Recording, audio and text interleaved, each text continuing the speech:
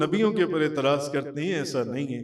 ये गैब का इल्म अल्लाह ताला ने बाज़ सहाबा किराम को भी अता फरमाया और ये बाज़ औलिया अल्लाह को भी अता फरमाया कि बाबा जी ने पहले ही बता दिया कि नूरदीन, खैरदीन और बशीर अहमद नाम के 3 बेटे होंगे। जो कुछ हो चुका है और जो कुछ होने वाला है, हजूर ने एक एक चीज हमें उस दिन बता दी थी। आहा, फरमाया ए मुआज, अब तुम्हारी मेरी मुलाकात नहीं होगी, अब तुम्हारी मेरी मुलाकात नहीं होगी। जब तुम वापस आओगे तो तुम्हारा गुजर मेरी मस्जिद के पास से और मेरी कब्र और मेरे मज़ार के पास से होगा। और उस शीशी में खून था। उन्होंने आप सल्लल्लाहु अलैहि वसल्लम से उस बोतल के बारे में पूछा। आपने फरमाया ये हुसैन और उनके साथियों का खून है जिसे मैं सुबह से जमा कर रहा हूँ। अल्लाह ने अपनी कुदरत की हथेली मेरे दोनों कंधों के दरमियान में रखी, जिसकी ठंडक मैंने सीने में महसूस की। फिर मैंने जान लिया जो कुछ आसमानों में था और जो कुछ जमीन में था। ला यअलमु मन फिस्समावाति वल अर्दिल गैब इल्लल्लाह वमा यशउरून अय्याना युबअसून। आप कहिए कि आसमानों में और ज़मीनों में अल्लाह के सिवा कोई गैब नहीं जानता। आसमानों और ज़मीनों में अल्लाह के सिवा कोई गैब नहीं जानता। अज खुद से कोई गैब नहीं जानता। वमा यशउरून अय्याना युबअसून, तो और ना लोग ये जानते हैं कि उनको कब उठाया जाएगा। अच्छा, अगर गौर व फिक्र का दामन हाथ से छोड़कर इस आयत का तर्जमा किया जाए या इसको समझा जाए, मगर गौर और फिक्र का दामन छोड़कर फिर इस पर गौर किया जाए, तो अब आपको समझ में क्या आएगा कि ज़मीन व आसमान में जो मखलूक है वो गैब को नहीं जानती। ऐसे ही समझ में आ रहा है ना, ऐसे ही समझ में आ रहा है। ज़मीन और आसमान में जो भी मखलूक है वो गैब को नहीं जानती। हालांकि कुरान पाक की बेशुमार आयतों से हमें फरिश्तों का, नज़ुल वही का, क़यामत का, जन्नत और दोज़ख का इल्म है। कितनी गैब की चीज़ें हैं जो आप आम लोग जानते हैं, तो और इस पर हमारा ईमान है।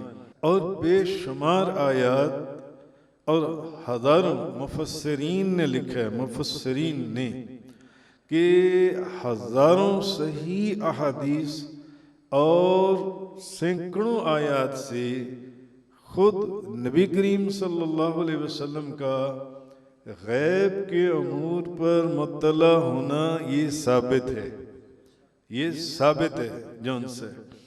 तो अब हमें इस आयत में गौर करना चाहिए कि फिर इसका मतलब क्या है। तो उलमा ने या मुफस्सिरीन ने इसकी वजाहत ये की कि इस आयत से मुराद ये कि अल्लाह के बताए बगैर कोई खुद से गैब का इल्म नहीं जानता। अल्लाह के बताए बगैर कोई खुद से जो है। और कुरान करीम से भी हमें पता चला, कुरान कह रहा है सूरह आल इमरान के अंदर, वमा कान अल्लाहु लियुत्लियकुम अलल गैब वलाकिन अल्लाह यजतबी मिन रुसुलिही मन यशा। अल्लाह की शान ये नहीं है कि वो तुम्हें गैब पर मुत्तला कर दे, मगर अल्लाह चुन लेता है जिसे चाहे, और वो अल्लाह के रसूल हैं, वो अल्लाह के रसूल हैं। इसी तरह सूरह जिन के अंदर आलिमुल गैब फला युज़हिर अला गैबिही अहदा, अल्लाह आलिमुल गैब है, सो वो अपना गैब किसी पर जाहिर नहीं फरमाता माँ सवाए उनके जिनसे वो राजी है। और वो कौन है जिनसे वो राजी है? वो उसके सब रसूल हैं, वो उसके सब रसूल हैं। इस आयत ने बताया कि अल्लाह की दूसरी सिफात की तरह जो दूसरी सिफात हैं, उसकी ये सिफत भी जो है ये कदीम है, ज़ाती है और गैर मुतनाही है। यानी ऐसे नहीं है कि वो पहले किसी चीज़ को नहीं जानता था अल्लाह, मगर अब जानने लग गया है। नहीं, ऐसा नहीं है।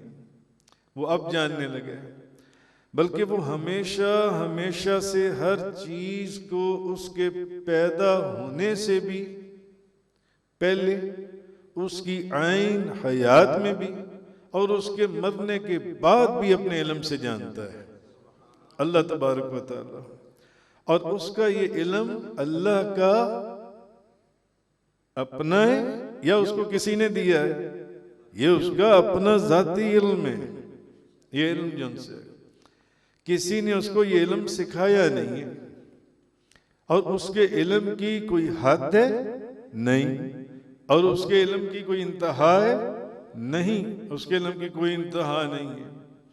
तो अगर कोई बंदा कैफियत में या मिकदार में उसके हिसाब से अल्लाह की किसी सिफ्त का किसी के लिए सबूत पेश करने के लिए कोशिश करे, तो वो हमारे नज़दीक मुशरिक होगा, मुशरिक कहलाएगा। अब नबी करीम सल्लल्लाहु अलैहि वसल्लम, अब आ जाए नबी करीम सल्लल्लाहु अलैहि वसल्लम, आपका इल्म मुबारक खुदावंद करीम के इल्म की तरह हजूर का इल्म कदीम नहीं है, बल्कि हजूर का इल्म हादिस है, यानी पहले नहीं था, बाद में अल्लाह ने आपको ये इल्म तालीम फरमाया, अल्लाह ने आपको इल्म अता फरमाया।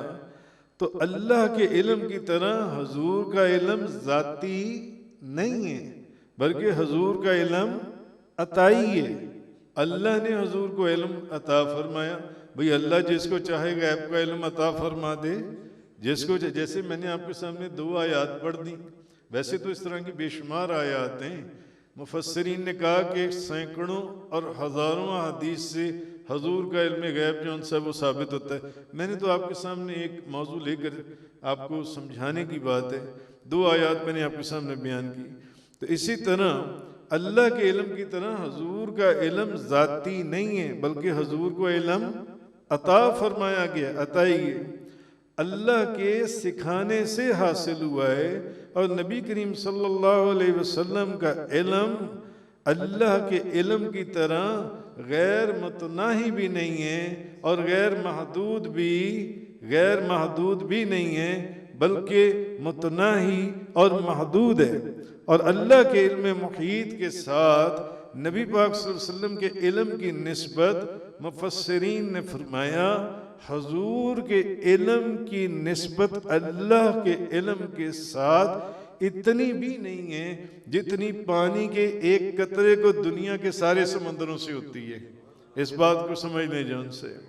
हाँ, इतना फर्क जरूर है कि ताजदार दो जहां, शाह सवार लामकां, मालिक ज़मीन व आसमां, रूह कुन फकां, क्या ये हादिस अताई और महदूद इल्म इतना भी महदूद नहीं है जितना बाज हजरात बेवकूफ़ लोगों ने समझ लिया जो उनसे, इतना भी नहीं है। इसकी वुसअतों को या तो देने वाला जानता है या लेने वाला जानता है। या देने वाला जानता है उसने कितना दिया है अपने महबूब को, या लेने वाला जानता है जिनको मिला है वो जानता है। या सिखाने वाले को पता है या सीखने वाले को पता है कि अल्लाह ने ये इल्म कितना अता फरमाया है। मैं और आप किस गिनती के अंदर हैं? ये तो वो मुकाम और जगह आ जाती है जहाँ जिब्रील अमीन को भी पार मारने की इजाज़त नहीं है। ये वो जगह है नबी करीम सल्लल्लाहु अलैहि वसल्लम। तो नबी पाक सल्लल्लाहु अलैहि वसल्लम की हदीस मुबारक सुनी। नबी पाक सल्लल्लाहु अलैहि वसल्लम ने इरशाद फरमाया, हजूर ने फरमाया कि मैंने अपने बुजुर्गों बरतर परवरदिगार की जियारत की है। बड़ी हसीन और प्यारी सूरत में मैंने अल्लाह की जियारत की। अल्लाह ने अपनी कुदरत की हथेली मेरे दोनों कंधों के दरमियान में रखी। अल्लाह ने अपनी कुदरत की हथेली मेरे दोनों कंधों के दरमियान में रखी। आप ये देखें, मैं आपको कैसी बातें सुना रहा हूँ, जैसे ये दोनों बुजुर्ग सुभान अल्लाह, आपको भी सुभान अल्लाह कहना चाहिए। महबूब की बात जब कानों में पड़े तो सुभान अल्लाह। रसूलुल्लाह सल्लल्लाहु अलैहि वसल्लम ने इरशाद फरमाया, आज मैंने अपने बुजुर्गों बरतर परवरदिगार की जियारत की। बड़ी हसीन और प्यारी सूरत में अल्लाह ने अपनी कुदरत की हथेली मेरे दोनों कंधों के दरमियान में रखी, जिसकी ठंडक मैंने सीने में महसूस की। फिर मैंने जान लिया जो कुछ आसमानों में था और जो कुछ ज़मीन में था। यानी अल्लाह ने जब अपनी कुदरत की हथेली मेरे कंधों के दरमियान में रखी, जिसकी ठंडक मैंने अपनी सीने में महसूस की, फिर मुझे पता लग गया, फिर मेरे इल्म में आ गया, मैंने जान लिया जो कुछ आसमानों में था और जो कुछ ज़मीन में। नबी करीम सल्लल्लाहु अलैहि वसल्लम, शेख अब्दुल हक मुहद्दिस देलवी, इसी हदीस के तहत आप लिखते हैं कि बस जो चीज़ आसमानों में थी, नबी पाक सल्लल्लाहु अलैहि वसल्लम ने फरमाया उसे भी मैंने जान लिया, और जो चीज़ ज़मीनों में थी उसे भी मैंने जान लिया। फिर फरमाते हैं कि इस इरशाद नबवी का मकसद ये है कि तमाम उलूम जुज़वी और कुल्ली मुझे हासिल हो गए और उनका मैंने इहाता कर लिया। और मुल्ला अली कारी रहमतुल्लाह अलैह आप अपनी किताब में इसके बाद शार बुखारी अल्लामा इब्ने हजर का कौल नकल करते हैं कि अल्लामा इब्ने हजर ने फरमाया कि इस हदीस का मतलब ये जो कि अल्लाह ने अपनी कुदरत की हथेली मेरे कंधों के दरमियान में रखी और उसकी ठंडक मैंने अपनी सीने में पाई। अब अल्लामा इब्ने हजर इस हदीस की शरह में फरमाते हैं कि हदीस का मतलब ये है कि तमाम कायनात जो आसमानों में थी, बल्कि उनके ऊपर भी जो कुछ था, और जो कायनात 7 ज़मीनों में थी, बल्कि उनके नीचे भी जो कुछ था, वो सब मैंने जान लिया, वो सब मेरे इल्म में आ गया, वो सब का मुझे पता चल गया। तो अल्लाह ने इब्राहीम अलैहिस्सलाम को तो आसमानों और ज़मीन की बादशाही दिखाई थी और उसे आप पर मुनकशिफ किया था, और मुझ पर अल्लाह ने गैब के दरवाजे खोल दिए। नबी करीम सल्लल्लाहु अलैहि वसल्लम के ऊपर काज़ी अय्याज़ मालकी रहमतुल्लाह अलैह आप लिखते हैं शिफा शरीफ के अंदर ही कि नबी करीम सल्लल्लाहु अलैहि वसल्लम को जिस कदर गयूब पर, गैब की चीज़ों पर मुत्तला फरमाया गया था, आप फरमाते हैं इस उन्वान और इस चैप्टर के अंदर अहादीस 1 नहीं, 2 नहीं, 3 नहीं, फरमाते हैं अहादीस का एक समंदर है जिसकी गहराई का अंदाजा नहीं किया जा सकता। और आपका ये मौजज़ा उन मौजज़ात में से है जो यकीनी तौर पर मालूम है। अब हदीस सुने, हज़रत हुज़ैफ़ा रज़ियल्लाहु ताला अन्हु बयान करते हैं कि रसूलुल्लाह सल्लल्लाहु अलैहि वसल्लम हमारे अंदर तशरीफ़ फरमा थे।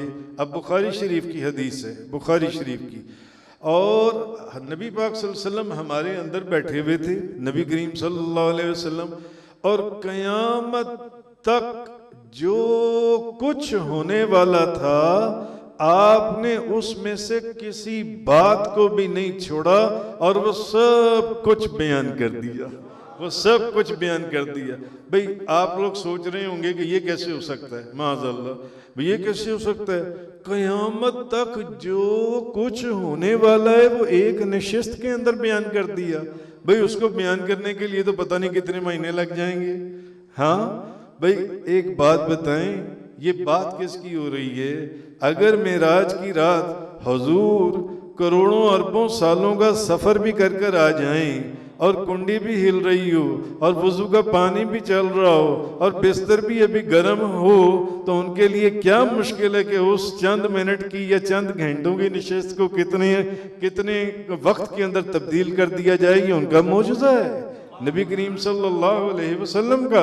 हज़रत हुज़ैफ़ा आप फरमाते हैं हुजूर हमारे अंदर बैठे थे, और क़यामत तक जो कुछ होने वाला था आप फरमाते हैं कि हुजूर ने कोई एक चीज़ भी नहीं छोड़ी, हुजूर ने हर चीज़ हमें बता दी। जिसने याद रखा उसने याद रखा, और जिसने भुला दिया उसने भुला दिया। और आप फरमाते हैं मेरे उन असहाब को उनका इल्म है, इनमें से कई ऐसी चीजें वाक़ई हुई, फरमाते हैं मैं भूल चुका था। होता है ना, बंदा एक चीज देखता है, कुछ अरसा गुजरता है तो उसके सामने वो चीज आती है, ओ यार ये बंदा तो मैंने फलानी जगह देखा था। ऐसा होता है या नहीं? फरमाते हैं ऐसा होता कि कोई ऐसी चीज होती तो हम देखते, हम कहते यार ये तो बात नबी पाक सल्लल्लाहु अलैहि वसल्लम ने पहले ही बता दी थी हमें, जौन सी है पहले ही बता दी थी हमें। हजरत अबू ज़ैद अमर बिन अख्तर रज़ियल्लाहु ताला अन्हु बयान करते हैं, ये मुस्लिम शरीफ की हदीस है कि नबी करीम सल्लल्लाहु अलैहि वसल्लम ने हमें सुबह की नमाज पढ़ाई, और सुबह की नमाज पढ़ाकर मिंबर पर रौनक अफरोज हुए। फिर आपने हमें खुतबा दिया, इतना लंबा खुतबा कि जोहर का वक्त आ गया। अच्छा, आप मेंबर से उतरे और फिर आपने नमाज पढ़ाई, फिर मेंबर पर बैठ गए, फिर आपने खुतबा दिया, यहाँ तक कि असर आ गई। अच्छा, फिर आप मेंबर से उतरे, आपने नमाज पढ़ाई, फिर मेंबर पर बैठ गए, और फिर आपने हमें खुतबा दिया, यहाँ तक कि सूरज गुरूब हो गया। फिर आपने हमें मा काना व मा यकून, जो कुछ हो चुका है और जो कुछ होने वाला है, हजूर ने एक एक चीज हमें उस दिन बता दी थी, एक एक चीज हजूर ने हमें बता दी थी। इसी तरह बुखारी शरीफ हजरत उमर रज़ियल्लाहु ताला अन्हु बयान करते हैं कि नबी करीम सल्लल्लाहु अलैहि वसल्लम हम में तशरीफ फरमा हुए, और आपने हमें मखलूक की इब्तदा से खबरें देनी शुरू की, यहाँ तक कि अहले जन्नत अपने ठिकानों में दाखिल हो गए और अहले दोज़ख अपने ठिकानों में दाखिल हो गए। जिसने उसको याद रखा उसने याद रखा, जिसने उसको भुला दिया उसने भुला दिया। ये दूसरी हदीस है बुखारी शरीफ की जो सी है।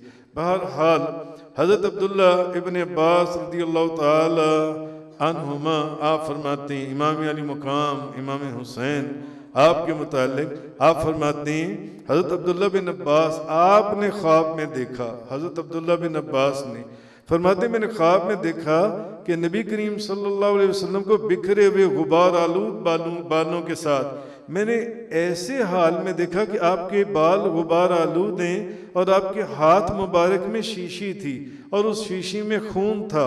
उन्होंने आप सल्लल्लाहु अलैहि वसल्लम से उस बोतल के बारे में पूछा, आपने फरमाया ये हुसैन और उनके साथियों का खून है जिसे मैं सुबह से जमा कर रहा हूँ, जिसे मैं सुबह से जमा कर रहा हूँ। और इसी तरह हज़रत अबू वाइल शकीक बिन सलमा रज़ियल्लाहु ताला अन्हु फरमाते हैं कि उन्होंने फरमाया इमाम हसन और इमाम हुसैन मेरे घर में नबी पाक सल्लल्लाहु अलैहि वसल्लम के सामने खेल रहे थे, तो जिब्रील अमीन अलैहिस्सलाम आप नाजिल हुए और जिब्रील अलैहिस्सलाम ने कहा या मोहम्मद, आपके बाद आपकी उम्मत आपके इस बेटे को शहीद कर देगी।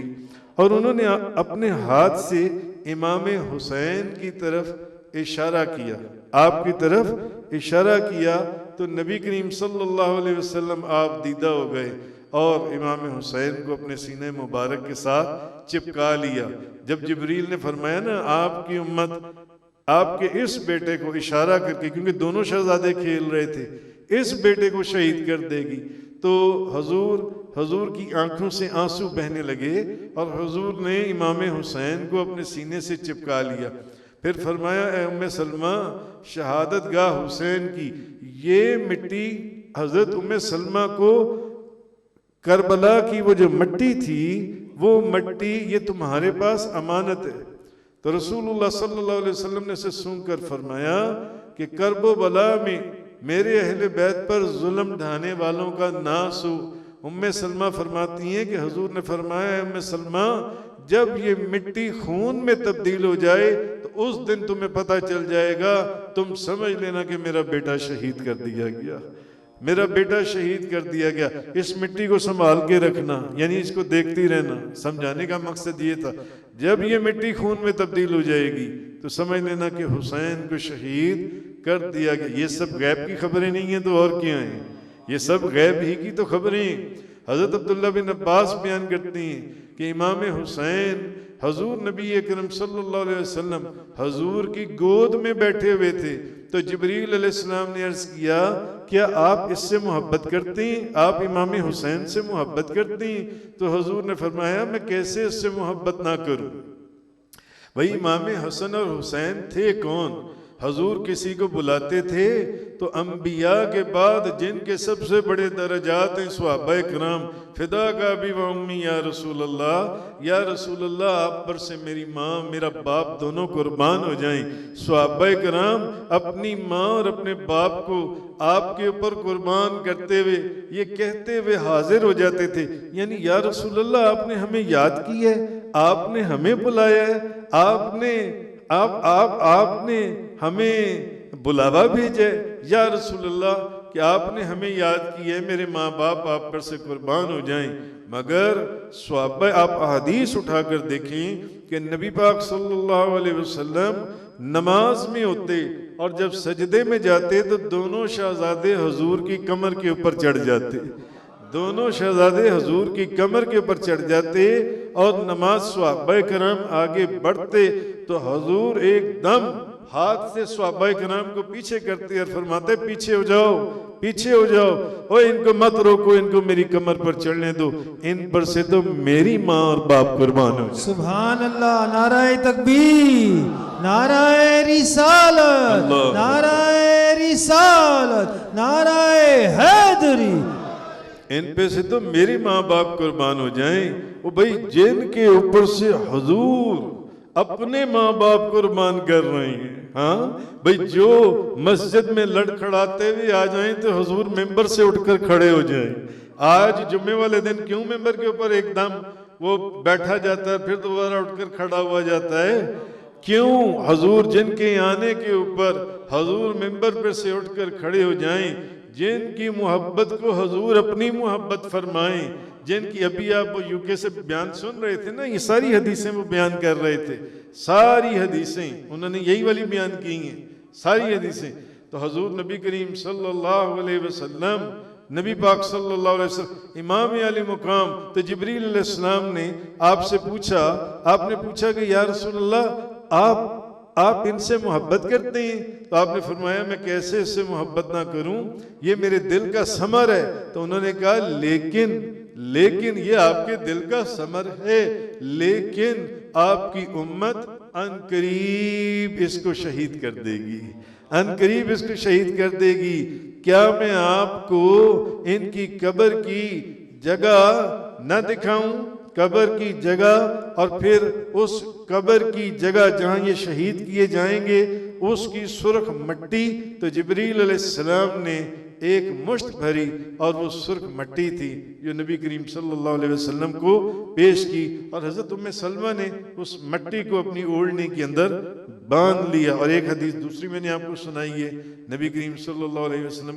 तो बहरहाल जो गैब का इल्म, ये तो मैंने वो, अच्छा ये तो दर्जनों हदीस हैं हजरत इमाम हसन और इमाम हुसैन के मुतालिक जो खबरें हुजूर ने अपनी ज़ाहिरी जिंदगी मुबारक के अंदर ही दे दी थी, ज़ाहिरी जिंदगी मुबारक में दे दी थी कि ऐसा ऐसा होगा, ये होगा, फलाना ये मामला इस तरह।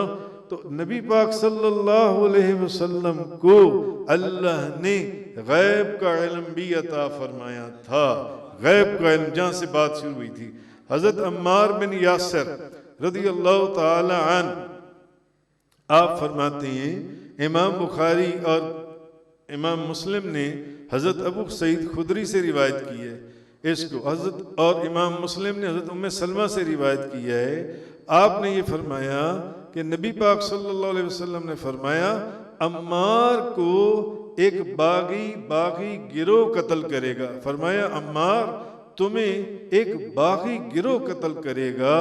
तो नबी करीम सल्लल्लाहु अलैहि वसल्लम, अच्छा एक मरतबा हुआ ये कि हजरत अम्मार जो है, बेशुमार किताबों में हदीस है, बहुत सख्त बीमार हो गए, बहुत सख्त बीमार हो गए, बेहोश हो गए। जब थोड़ा सा अफाका हुआ और आंखें खोली तो देखा उनकी चारपाई के चारों तरफ लोग बैठे रो रहे हैं, लोग बैठे रो रहे हैं। तो आपने देखा कि लोग रो रहे हैं, तो जब थोड़ी सी आवाज आई तो आप फरमाने लगे, रो किस लिए रहे हो? फरमाने लगे मैं नहीं मरूंगा। मैंने नबी करीम सल्लल्लाहु अलैहि वसल्लम की जुबान मुबारक से ये बात सुनी थी कि तुम्हें एक बागी गिरोह कत्ल करेगा और मरने से पहले तुम्हारे मुंह में दूध का घूंट होगा, तुम्हारे मुंह में दूध होगा, तब मैं मरूंगा। तुमने समझ लिया कि मैं मर जाऊंगा? नहीं। अखबरनी हबीबी, मेरे हबीब ने मुझे खबर दी थी। नारे तकबीर, नारे रिसालत। मेरे हबीब ने, अखबरनी हबीबी, मेरे हबीब ने मुझे ये खबर दी थी रसूलुल्लाह सल्लल्लाहु ताला अलैहि वसल्लम, अन तख्तुलनी अल-फियतुल बागिया, ए अम्मार दुनिया में जो तुम आखिरी घूंट पिएगा वो दूध का घूंट होगा, वो दूध का घूंट होगा। तो जंगे सफीन वाले दिन जब आपको जख्म लगे और आप गिरे तो पास एक कोई दूध धो रहा था तो एक औरत दूध लेकर आई, और इसी से मिलती जुलती और हदीसें भी हैं। दूध पेश किया गया। अब जब दूध पेश किया गया और आपने दूध जो से अपने होंठों को लगाया तो अब आप हंसे। आपसे पूछा गया कि भाई अब आप हंसे क्यों हैं? फरमाया इसलिए कि मेरे हबीब ने मुझे खबर दी थी कि मरने से पहले तुम्हारे मुंह में आखिरी घूंट दूध का होगा। सुभान अब मेरा वक्त आ गया शहादत का, अब मेरा वक्त आ गया शहादत का। हजरत मुआज बिन जबल, इमाम अहमद मुस्नद अहमद के अंदर इमाम अहमद बिन हम्बल आप फरमाते हैं कि नबी करीम सल्लल्लाहु अलैहि वसल्लम ने हजरत मुआज बिन जबल को यमन का वाली बनाया और उनको यमन की तरफ रवाना किया।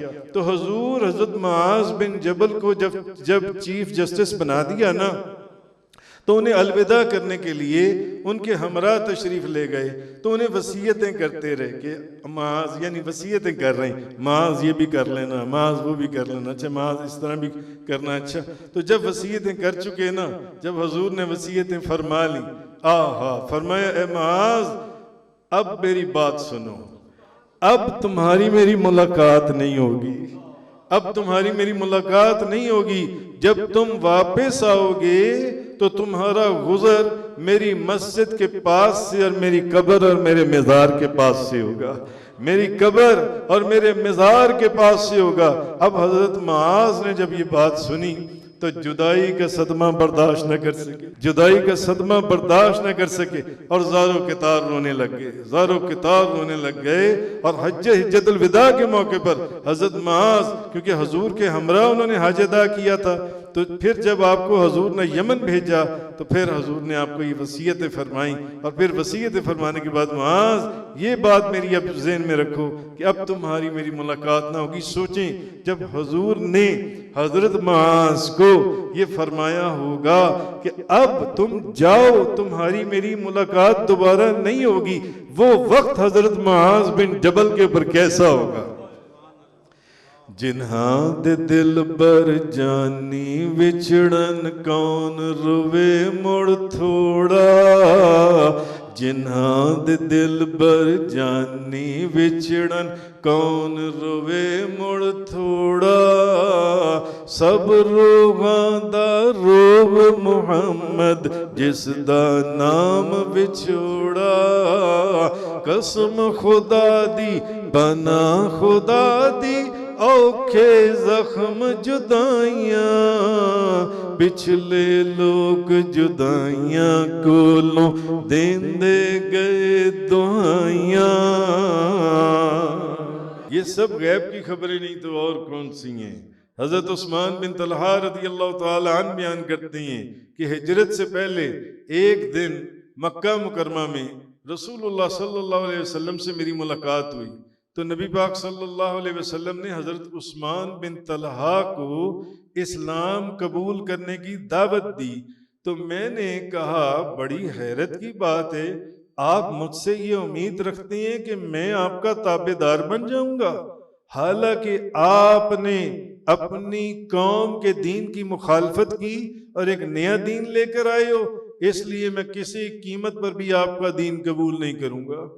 अच्छा, अब उस्मान बिन तलहा कहते हैं कि ज़माने जाहिलियत में हम 2 दिन सोमवार और जुमेरात वाले दिन को काबा शरीफ का दरवाज़ा खोला करते थे। तो एक दिन नबी पाक सल्लल्लाहु अलैहि वसल्लम तशरीफ़ लाए और हुजूर ने चाहा कि वो हजूर लोगों के साथ काबे के अंदर तशरीफ ले जाएं।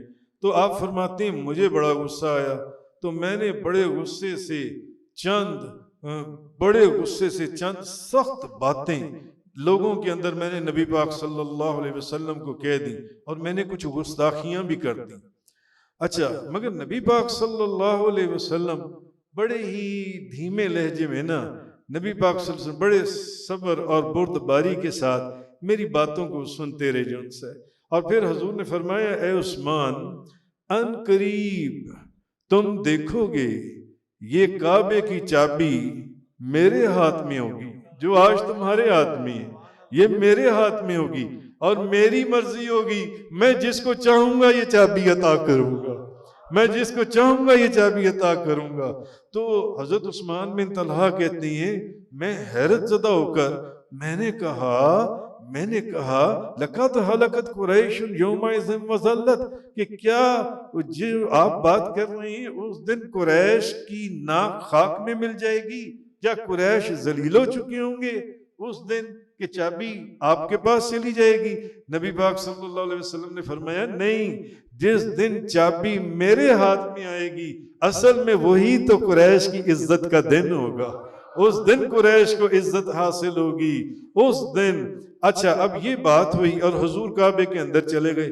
मैंने जो भी बदतमीजी करनी थी मैंने कर दी, लेकिन हुजूर की ये जो बातें थी ना कि एक दिन ये चाबी मेरे पास होगी और मैं जिसको चाहूंगा दूंगा, आप हजरत उस्मान बिन तलहा फरमाते हैं ये बातें मेरे दिल के अंदर पैवस्त हो गई। तो मैंने कहा कि ये जो हजूर ने फरमाया है ना, ये हो के रहना है, ये लगता है कि होना है, क्योंकि दुश्मन भी हजूर की बातों को तो मानते थे कि ये ऐसा ही होना है, ऐसी बेशुमार बातें, वो फिर मौजूद उसी तरफ चला जाएगा। तो फरमाया ये होना जरूर है। तो फरमाते हैं कि मैंने दिल में ना सोचा कि मैं इस्लाम कबूल कर लूं, तो फिर मैंने अपने घर में से कुछ लोगों से इसका इजहार किया, बात मेरे रिश्तेदारों में फैल गई, तो उन्होंने मुझे बहुत डांटा और बहुत बुरा भला कहा। मैं डर गया, मैंने कहा नहीं। मगर फिर जब मक्का फतह हुआ तो नबी पाक सल्लल्लाहु अलैहि वसल्लम ने फरमाया कि उस्मान बिन तलहा को बुलाया जाए। अब उस्मान बिन तलहा को बुलाया जाए, फरमाया चाबी लेकर आओ मक्का। क्या मक्का तो हजूर आबो ताब शान व शौकत जाहो जलाल के साथ आप सरकार का वरूद हो चुका है मक्का मुकरमा में। फरमाया जाओ बैतुल्लाह की चाबी लेकर आओ। हजूर ने फरमाया, आप जानते थे, अब काबे की चाबी लेकर आया और बड़े डरते डरते अदब और एहतराम से हजूर की खिदमत में पेश कर दी। नबी पाक सल्लल्लाहु अलैहि वसल्लम ने चाबी ले ली और चाबी लेकर हजूर ने जब चाबी ले ली तो वो चाबी मुझे अता फरमाई और फरमाया ये चाबी ले लो और हमेशा हमेशा के लिए ये चाबी अब तुम रख लो, ये चाबी तुम रख लो और कोई शख्स तुमसे ये चाबी नहीं ले सकेगा, जो लेगा वो जालिम होगा। हजूर अच्छा, अब हजरत उस्मान बिन तलहा कहती हैं कि हजूर ने फरमाया था ना कि एक दिन तुम देखोगे कि ये चाबी मेरे पास होगी, कई साल पहले फरमा दिया था हजूर ने। फरमाते मैं चाबी लेकर वापस जाने लगा, जब मैं थोड़ी दूर गया तो हजूर ने आवाज दी, मैंने पीछे मुड़कर देखा। मैंने जब पीछे मुड़कर देखा तो मैंने हजूर की तरफ देखा तो नबी पाक सल्लल्लाहु अलैहि वसल्लम आपने फरमाया, उस्मान बताओ, मैंने तुम्हें कहा था ना एक दिन ये चाबी मेरे पास होगी और जिसको मैं चाहूंगा ये चाबी उसको दूंगा, तो आज मैंने तुझे ये चाबी दे दी है, ये चाबी मैंने तुझे दे दी है। अब आप फरमाते हैं कि अब मेरे में जब्त की ताकत ना रही और मैं अशहदु अन्नका रसूलुल्लाह पढ़ते हुए हजूर के कदमों के अंदर गिर गया। हजरत उस्मान बिन तलहा रज़ियल्लाहु ताला अन्हु। तो असल चीज ये है कि अल्लाह के नबियों के रसूल, नबियों के भी सुल्तान नबी पाक सल्लल्लाहु अलैहि वसल्लम, अंबिया कराम के अलावा एक बात याद रखें, औलिया कराम को भी अल्लाह पाक ने गैब का इल्म अता फरमाया है, औलिया कराम को भी गैब का इल्म अता फरमाया गया और कई ऐसे वाक़यात मौजूद हैं अहदीस के अंदर, मुअत्ता इमाम मालिक के अंदर है। हजरत अबू बकर सिद्दीक ने अपनी हामिला ज़ौजा के बारे में बताया कि मेरी वफात के बाद, आज तो आप अल्ट्रासाउंड की मशीन में जाके देखते हैं, मेरी वफात के बाद मेरी बेटी होने वाली है। मेरी बेटी होगी, मेरी बेटी होगी। आपने फरमाया मेरी वफात के बाद उससे बेटी होगी अपनी हामिला ज़ौजा के मुतालिक। और हजरत जाबिर रज़ियल्लाहु ताला अन्हु के वालिद ने जिहाद में रात को बता दिया था, बुखारी शरीफ की हदीस में, कि कल मैंने शहीद हो जाना है, कल मैंने शहीद हो जाना है। और हजरत उमर फारूक ने, आप जानते हैं कि मदीना मुनव्वरा में रहते हुए नहावंद के अंदर जो जंग चल रही थी, आपने मदीना मुनव्वरा में जुम्मे वाले दिन मेंबर रसूल के ऊपर बैठकर आवाज दी, या सारिया तो जबल, ऐ सारिया ये जो मुसलमानों की फौज पसपा हो रही है, फौरन पहाड़ की तरफ हो जा, फौरन पहाड़ की तरफ हो जा। कहां मदीना मुनव्वरा और कहां कई 100 मील दूर मुसलमानों की फौज हजरत सारिया के साथ जो सी है वो काफिरों के साथ लड़ रही है। और हजरत उमर फारूक देख रहे हैं कहां पर, मदीना मुनव्वरा में बैठकर। और ये चीज हजरत उमर फारूक ने, ये मिशकात शरीफ के अंदर भी, और ये इसको अल्लामा जलालुद्दीन सयूती ने भी लिखा है कि आपने मदीना मुनव्वरा में मिंबर रसूल के ऊपर बैठकर आवाज दी और वहां पर आवाज पहुंची और वहां पर हजरत उमर फारूक की आवाज सुनी गई कि, और जब आवाज सुनी हजरत सारिया फौरन पहाड़ की जानिब फौज को लेकर पहाड़ की जानिब हो गए। तो जैसे जैसे वो फौज पसपा हो रही थी, फौरन ही मुसलमानों की फौज को उसके बाद फतह हासिल हो गई। असल चीज ये है कि अंबियाए कराम को भी अल्लाह पाक ने गैब का इल्म अता फरमाया, और अंबियाए कराम के अलावा औलियाए कराम को भी अल्लाह ताला ने गैब का इल्म अता फरमाया है। मैं आपको अपने पीर मुर्शिद का एक वाक़या सुनाता हूँ। मेरे पीर मुर्शिद पीर तरीक़त रहबर शरीयत आलम इल्म फाज़िल ज़ई आशिक गौसुल वरा फना फिल मुस्तफ़ा हजरत अल्लामा मौलाना हाजी मोहम्मद यूसुफ अली नगीना रज़ियल्लाहु ताला अन्हु, आप सरकार जन सी। और ये वाक़या मैंने खुद, मेरे पीर भाई थे हाफिज मोहम्मद इस्माइल यूसुफी साहब, पीर तरीक़त हाफिज मोहम्मद इस्माइल यूसुफी साहब, ये आंखों से नाबीना थे जौन सी। तो उर्स मुबारक के ऊपर ये बात सुना रहे थे, बता रहे थे, कहते हैं कि मैं एक मरतबा, ये वाक़या है कोई आज से, क्योंकि मैंने ये वाक़या सुना था उनकी ज़ुबान से आज से कोई 35 साल पहले। तो ये वो अपना वाक़या सुना रहे हैं, उससे भी कोई 20-25 साल 30 साल पहले, तो ये 50-60 साल पुराना वाक़या है। अब आप अंदाज़ा कर लें। तो कहते हैं कि मैं बाबा जी साहब रहमतुल्लाह अलैह की खिदमत में हाजिर हुआ, तो मैं बहुत गमगीन था। तो मैंने अर्ज़ किया, मैंने कहा हुजूर मैं नाबीना हूँ, मेरा कोई कारोबार भी नहीं है, मकान मेरा कच्चा है, तो अब चूंकि मैं नाबीना हूँ, ना मुझे किसी ने बेटी देनी है, तो जब बेटी कोई नहीं, नाबीना को कौन बेटी देगा अपनी, तो ना बेटी देनी है और ना मेरी औलाद होनी है।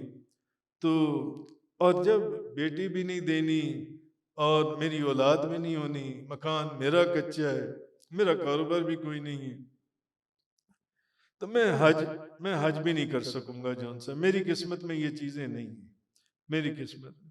तो बाबा जी साहब रहमतुल्लाह अलैह, हमारे अक्सर पीर भाइयों को ये बात बताते हैं, तो मैंने उनकी जुबान से ये बात खुद सुनी, पीर तरीक़त हाफिज मोहम्मद इस्माइल साहब जन से।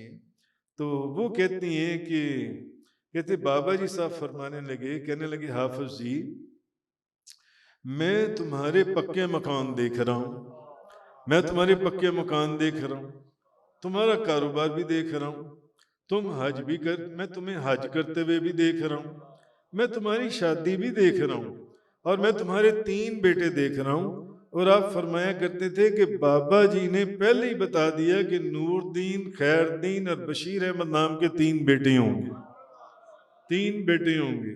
आहा, नबियां ते वलियां दे दर ते मकबूल दुआवां हुंदियां ने, नबियां ते वलियां दे दर ते मकबूल दुआवां हुंदियां ने, हर वक्त ने जद अशकां दे फिर माफ खतावां हुंदियां ने, दीवाने नहीं ओ दाने ने ने जेड़े दर वलियां दे आउंदे ने, नबियां वलियां दे मज़ारां ते सब खत्म सज़ावां हुंदियां ने।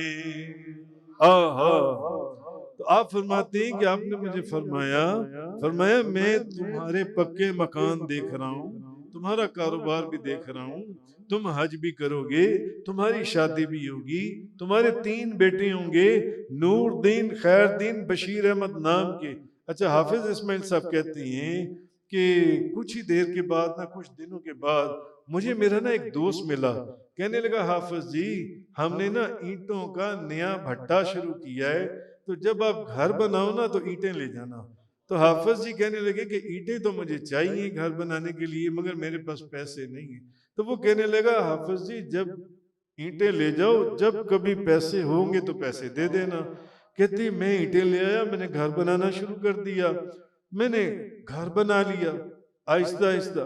अच्छा, फिर आप फरमाते हैं, कहते हैं कि जब लेंटर का वक्त आया तो मैं बाबा जी साहब के पास आया, तो मैंने बताया, तो बाबा जी ने ना फरमाया, घर वालों को कहा कि अंदर से ना कोई बड़ा एक कुज्जा है वो लेकर आओ। वो खोला, फरमाया खोलो, कितने लेंटर के लिए कितने पैसे चाहिए? तो उसमें उन्होंने कहा मुझे 1100 रुपया चाहिए। उस जमाने में 1100 में लेंटर डल जाता होगा। तो कहते हैं मैंने 1100 रुपया, मैंने कहा कि मुझे 1100 रुपया चाहिए, मैंने 1100 रुपया ले लिया। फरमाते मेरा घर भी बन गया जोन से। तो उसके बाद आप फरमाते हैं कि मेरी शादी भी हो गई, मेरी शादी भी हो गई। और फरमाते हैं मेरे अल्लाह ने मुझे 3 ही बेटे अता फरमाए। तो जो नाम बाबा जी ने फरमाए थे फिर वही नाम उनके। तो आप फरमाते हैं अल्लाह ने मुझे 3 ही बेटे अता फरमाए। फिर मेरे पास एक बूढ़ी औरत आई, कहने लगी हाफिज जी मैं बूढ़ी ज़ईफ हो गई, मैंने ना हज के लिए रकम इकट्ठी की, मैं बूढ़ी ज़ईफ हो गई हूँ, मैं हज पर जा नहीं सकती, आप जवान हैं, आप हज पर जा सकते हैं, ये मेरी रकम लें और जाकर हज कर आए, ये मेरी रकम लें और हज पर चले जाएं। बंदे रब दे दुआ करके तकदीर बदल देंदे, बंदे रब दे दुआ करके तकदीर बदल देंदे। ए लौह कलम वाली तहरीर बदल देंदे, ए लौह कलम वाली तहरीर बदल देंदे। आहा, हजूर गौसे आजम शेख अब्दुल कादिर जिलानी, कलायदुल जवाहर, स्प्लेंडर ऑफ द मिस्ट्रीज, बहजतुल असरार, इमाम अबुल हसन शिद्दुनफी शाफी, आप उसमें लिखते हैं दोनों किताबों के अंदर कि खिज़र अल हुसैनी जो हैं वो हजूर गौसे आजम के पास बैठे हुए थे, औलाद नहीं थी। हजूर गौसे आजम ने फरमाया कि तुम ऐसा करो मूसल की तरफ चले जाओ, वहां चले जाओ, वहां तुम्हें कुदरत की तरफ से औलाद मिल जाएगी, वहां जाना पड़ेगा तुम्हें, वहां चले जाओ। हजूर गौसे आजम ने फरमाया, कलायदुल जवाहर में खोल लें, बहजतुल असरार में खोल लें, और कई किताबों में ये वाक़या मौजूद है। वहां तुम्हें औलाद मिलेगी जौन से, और पहला जो तुम्हें औलाद होगा वो तुम्हारा बेटा होगा, पहला बेटा होगा, लड़का होगा, और उसका नाम मोहम्मद होगा। जाहिर है फिर आपने फरमा दिया, मैंने उसका नाम मोहम्मद रखा। और अच्छा, फिर हजूर गौसे आजम ने आपने फरमाया कि 7 साल की उम्र में वो 7 महीने के अंदर कुरान हिफ्ज कर लेगा। यानी आपने एक तो ये बात फरमाई कि मूसल में औलाद होगी, दूसरा ये कि पहला बेटा होगा, तीसरा ये कि उसका नाम मोहम्मद होगा, चौथा ये कि 7 साल की उम्र में, और पांचवा ये कि 7 महीने में वो कुरान हिफ्ज करेगा, 6 कुरान हिफ्ज करेगा। अच्छा, उसका और जिस बंदे से वो कुरान हिफ्ज करेगा उसका नाम अली होगा, वो अजमी होगा, वो हाफिज होगा, और वो नाबीना होगा। ये 6 और 4 10 बातें हो गई। और फरमाया कि तुम्हारी उम्र 94 साल 6 महीने और 7 दिन पूरे होंगे तो तुम दुनिया से पर्दा फरमाओगे। फरमाया 94 साल 6 महीने 7 दिन। और एक बात याद रखना, मौत के वक्त तुम मुकम्मल तंदुरुस्त होगे। हजूर गौसे आजम शेख अब्दुल कादिर जिलानी, आपने उनको ये बात जौन सी ये बात, ये 11 बातें उनको पहले ही फरमा दी थी। ये खिज़र अल हुसैनी को जौन से, तो आप फरमाते नजर तो इला बिलादिल्लाह जमअन कखरदलतिन अला हुक्म इत्तिसाली, मैंने अल्लाह ताला के तमाम शहरों की तरफ नजर दौड़ाई, वो मेरी आंखों में राई के दाने के बराबर समा गए। सारी कायनात के सारे शहर, वतलानी अला सिर्रिन कदीम वकल्लदनी वक्तानी सुआली, अल्लाह ताला ने अपने राज़े कदीम मुझ पर आश्कार कर दिए और मुझे इज्जत का हार पहनाया, और जो मैंने मांगा वो मुझे अता किया। हजूर गौसे आजम शेख अब्दुल कादिर जिलानी रज़ी अल्लाह ताला अन्हु आखिरी बात करके कि ये इल्म जौन सा है, गैब का इल्म, लोग नबियों के ऊपर एतराज करते हैं, ऐसा नहीं है। ये गैब का इल्म अल्लाह ताला ने बाज़ सहाबा किराम को भी अता फरमाया और ये बाज़ औलिया अल्लाह को भी अता फरमाया। जैसे कि मैंने आपको अपने बाबा जी का वाक़या सुनाया, मैंने आपको हुजूर गौसे आज़म शेख अब्दुल कादिर जिलानी का वाक़या सुनाया। अब मैं आपको ये वाक़या जो सुना रहा हूँ, ये हाफिज इब्ने कसीर ने इब्ने जरीर के हवाले से सूरतुन निसा की जो आयत नंबर 78 है, ऐनमा तकूनु युदरिकुमुल मौत वलौ कुंतुम फी बुरूजिम मुशय्यदा, उसकी तफसीर के अंदर हाफिज इब्ने कसीर ने इब्ने जरीर के हवाले से ये एक वाक़या लिखा है। ये जरा वाक़या सुन लें, कुरान की तफसीर है। कुरान की तफसीर जो मैं आपको बता रहा हूँ, 2 तफसीरें कुरान की जो मैं आपको बता रहा हूँ, और इस आयत के तहत उन्होंने ये वाक़या लिखा है। वो लिखते हैं, यानी इस आयत का तर्जमा ये है कि तुम जहां कहीं पर भी होगे, मौत तुम्हें आ लेगी। तुम बेशक मजबूत किलों में, वलाउ कुन तुम फी बरूज मुशय्यदा, तुम मजबूत किलों के अंदर भी अपने आप को बंद कर लो, जब मौत का वक्त आ जाना है तो उसने तुम्हें पकड़ लेना है आकर, फिर तुम कुछ नहीं कर सकते जो उनसे। अच्छा, वो ये वाक़या उन्होंने लिखा है। उन्होंने लिखा है कि एक हामिला औरत थी, एक हामिला औरत। तो जब उस औरत के यहाँ एक बच्ची पैदा हुई तो सर्दी, बड़ी जबरदस्त सर्दी थी, तो उसने, लड़का था, उसने उस लड़के को बुलाया, घर में मुलाजिम था। उस लड़के को उसने कहा कि बाहर जाओ और जल्दी से कोई कोयले या कोई आग का बंदोबस्त करो, आग का बंदोबस्त करो और जल्दी आओ वापस उनसे। अच्छा, अब जब वो लड़का बाहर निकला तो दरवाजे के बाहर एक दरवेश फकीर खड़ा था। तो मेरा ख्याल है गालिबन रिजालुल गैब में से थे कोई, वो खड़े थे, एक दरवेश फकीर। उस दरवेश ने उस लड़के को रोका। उसने कहा मुझे ये बताओ कि लड़की हुई है या लड़का? उस लड़के ने कहा कि लड़की पैदा हुई है।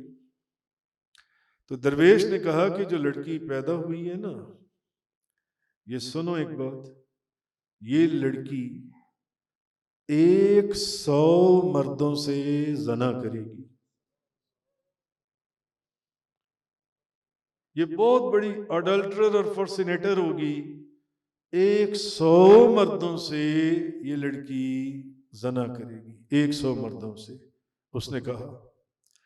और अगली बात ये कि इस घर का जो मुलाजिम लड़का है ना, ये लड़की उसी से शादी करेगी, ये लड़की उसी से शादी करेगी। और इस लड़की की जो मौत है ये एक मकड़ी की वजह से होगी। अब ये सुनकर वो जो लड़का था, उसको तो पता था कि मुलाजिम तो मैं ही, वो जो लड़का था, वो बजाय आग लेने के लिए जाने की बजाय वो अंदर गया, छुरी पकड़ी और उसने वो जो बच्ची पैदा हुई थी उसके पेट में वो छुरी घोंप दी। और छुरी घोंप कर लड़का था भाग गया, 10-12 साल का जो भी था। उसने अपने ख्याल में ये समझा कि शायद वो लड़की जो सी है वो मर गई होगी, मगर खुदा का करना तो अपनी तरफ है जो उनसे, कि आहिस्ता आहिस्ता उन्होंने उसका इलाज करवाया, उसका जख्म जो उनसे वो ठीक होना शुरू हो गया, वो लड़की परवान चढ़ने लगी। और वो जो मुलाजिम था, लड़का जो था, वो समंदर के रास्ते किसी और मुल्क चला गया। उसको था कि अब ये मुझे पकड़ कर कहीं मार ना दे, किसी और मुल्क में भाग गया। बहुत सालों के बाद जब जरा वो एक मर्द हो गया, तो वो बड़ा उसने माल दौलत कमाया किसी दूसरे मुल्क में, तो वो वापस अपने मुल्क में आया। हाफिज इब्ने कसीर और ये तफसीर इब्ने जरीर, उसमें ये वाक़या मौजूद है। वो कहते हैं वो वापस लौटा जो उनसे अपने मुल्क में बड़ा माल दौलत लेकर आया जो उनसे। अब जब वो वापस आया तो उसने एक बूढ़ी औरत को कहने लगा कि मुझे इस शहर की जो सबसे खूबसूरत लड़की है, मुझे उससे शादी करनी है, तुम मेरी उससे शादी करवाओ। वो बूढ़ी औरत कहने लगी कि एक लड़की को मैं जानती हूँ, वो बहुत खूबसूरत है, अगर तुम्हारी ख्वाहिश ये है कि तुम खूबसूरत लड़की, तो वो लड़की खूब तुम। वो कहने लगा ठीक है, तुम उसके पास जाओ शादी का पैगाम लेकर। तो उन दोनों की शादी हो गई, दोनों रहने लगे। तो एक दिन उसकी बीवी ने, जिसको वो छुरी मारकर भागा था, अच्छा अच्छा, उस औरत ने, उसकी बीवी ने बातों बातों में उससे पूछा कि तुम कहाँ के रहने वाली हो और कहाँ से आई हो। उसने सारा वाकया सुनाया, सारा वाकया बयान कर दिया। अब जब उसने सारा वाकया बयान कर दिया ना, ऐसे ऐसे मैं यहाँ पर एक घर में रहता था, तो उस घर के अंदर, इस शहर के अंदर जहाँ मैं काम करता था, एक बच्ची पैदा हुई। तो मैंने उस बच्ची के पेट में छुरा घोंप दिया और मैं भागकर दूसरे मुल्क में चला गया। तो अब जब उसने ये बताया ना यहाँ तक, तो वो लड़की कहने लगी कि जिसके पेट में तूने छुरा घोंपा था वो मैं ही हूँ, वो मैं ही हूँ, वो मैं ही हूँ जिसके पेट में तूने छुरा घोंपा था। उसने कहा क्या सबूत है? उसने कहा तुम मेरा पेट देख लो। उसने अपना पेट नंगा किया और उसको दिखाया, तो वहां पूरा निशान, कांटे का निशान था जो उनसे। अच्छा, जब उसने, अब उसको तसल्ली हो गई कि, और फिर उसने बता भी दिया कि भाई वो मैं ही हूं जिसको मुलाजिम ने पेट में छुरा घोंप कर घायल किया था, और फिर उसने जख्म भी दिखा दिया जो उनसे। तो अब जब उसने ये बात सुन ली तो कहने लगा तो फिर सुनो, उस फकीर ने मुझे दो बातें और भी बताई थी कि उस लड़की से, उसी लड़की, वही जो लड़की पैदा हुई है, वो 100 जना करेगी, 100 जना करेगी, और उसकी मौत एक मकड़ी की वजह से होगी। वो कहने लगी कि तुम सच कहते हो, मैंने अपनी जिंदगी में दर्जनों जना किए, दर्जनों जना किए, मगर मुझे ये नहीं पता कि वो 100 ही बनते हैं या 100 से कम है या 100 से ज्यादा, ये नहीं मुझे पता, लेकिन मैंने जना बहुत की। उसने कहा नहीं, मुझे उस फकीर ने कहा था कि 100 जना जब वो कर लेगी तो फिर इस घर के मुलाजिम से उसकी शादी होगी। उसने कहा मैंने की है जना। तो बहरहाल उन दोनों में, हाँ, तफसीर इब्ने कसीर वाले लिखते हैं, वो कहते हैं कि उन दोनों में मोहब्बत थी। तो उसने कहा कि उस फकीर ने अगली बात जो कही थी वो ये कहा था कि मकड़ी से इसकी मौत होगी। तो उसने कहा लेकिन मैं तुम्हारे लिए ना एक पक्का मजबूत घर महल बना देता हूँ, जहाँ कोई कीड़ा मकोड़ा, कोई मकड़ी कोई अंदर ना आ सके। तो वो बना दी गई। तो तफसीर इब्ने कसीर वाले लिखते हैं, वो कहते हैं कि एक दिन ये लेटे हुए थे तो छत के ऊपर एक मकड़ी इनको नजर आई। तो आपको मालूम है हमारे मुल्क में इस तरह की शायद मकड़ियां नहीं है, बाज दूसरे मुल्कों में बहुत बड़ी बड़ी मकड़ियां और बहुत खौफनाक, खतरनाक और जहरीली। तो एक मकड़ी छत पर नजर आई, तो उसने कहा कि ये देखो छत पर एक मकड़ी चल रही है। उस औरत ने कहा कि फौरन गुलामों को बुलाओ और इस मकड़ी को नीचे उतरवाओ। इसी मकड़ी के मुतालिक उस फकीर ने कहा था ना कि इस मकड़ी, एक मकड़ी की वजह से मेरी मौत होगी, मैं इस मकड़ी को अपने पांव से ही मस लूंगी। वो जब मकड़ी गुलामों ने नीचे उतारी तो उसने जूती या जिस चीज़ के साथ भी उस मकड़ी को जब मसला, तो उसके जो जिस्म का मवाद था, उसका एक कतरा या जहर का जो एक कतरा था, उसके पाँव के अंगूठे के गोश्त और नाखून के दरमियान में रह गया, जिससे वो आहिस्ता आहिस्ता उसका पाँव काला पड़ना शुरू हुआ और फिर टांग काली पड़ गई और फिर उसी की वजह से उसकी मौत हो गई। कहने का मकसद ये है कि ये जो सारे वाक़यात, सबसे पहले मैंने अहादीस से सारे वाक़यात सुनाए, उसके बाद मैंने सहाबाए किराम के सारे वाक़यात सुनाए, फिर मैंने औलिया अल्लाह के वाक़यात सुनाए। मालूम ये होता है कि अल्लाह ताला ने ये गैब का इल्म सिर्फ नबियों को, नबियों के सुल्तान को नहीं, बल्कि सहाबाए किराम को, औलिया अल्लाह को भी अता फरमाया। अल्लाह हमें हक समझने और उस पर अमल करने की तौफीक अता फरमाए। वाखिर दावाना अनिल हम्दुलिल्लाहि रब्बिल आलमीन।